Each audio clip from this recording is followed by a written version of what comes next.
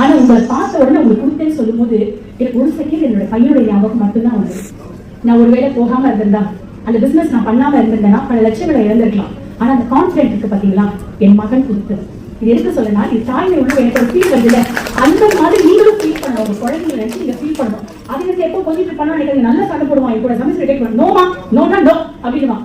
தம்பி பீஸா பீஸா பீஸா பீஸா அவன்கிட்ட உலகத்துல எதுனாலும் ஸ்ட்ராங்கா உட்காருவா. நான் என் பையன் கிட்ட பிச்சை கரையான கூட எனக்கு அவளை கெஞ்சிட்டு பின்னாடியே போவேன். ஏன்னா குழந்தைங்க அம்மாவுக்கு வந்து ஒரு பெண்ணுக்கு பெரிய சந்தோஷம் என்ன தெரியுமா, தன் பிள்ளைகள் தான். எல்லா பெண்களையும் போய் கேட்கல, உங்களுக்கு வீட்டுக்கார பிடிக்குதா பிள்ளைங்களை பிடிக்குதான்னு கேளுங்க. வீட்டுக்கார கேட்டா வீட்டுக்காரங்க, பிள்ளைங்களை கேட்டா பிள்ளைங்கன்னு சொல்லுவாங்க. ரெண்டு பேரும் சேர்ந்து நீங்க கேட்கும் போது பாருங்க உண்மையை என்ன சொல்லுவாங்கன்னா அம்மாக்கள் தான் சொல்லுவாங்க, முதல் பிள்ளைங்களை தான் பிடிக்கும். ஒவ்வொரு வாட்டி ஒவ்வொரு ஸ்டேஜ் மாறும். என்ன அப்படின்னா என்னுடைய அப்பா அம்மா தான் எனக்கு ஃபர்ஸ்ட் பிடிச்சிச்சு. அப்புறம் கல்யாணம் பிறகு என்னாச்சு, அம்மா அப்பா செகண்ட் ஆயிட்டாங்க, ஹஸ்பண்ட் ஃபர்ஸ்ட் ஆச்சு.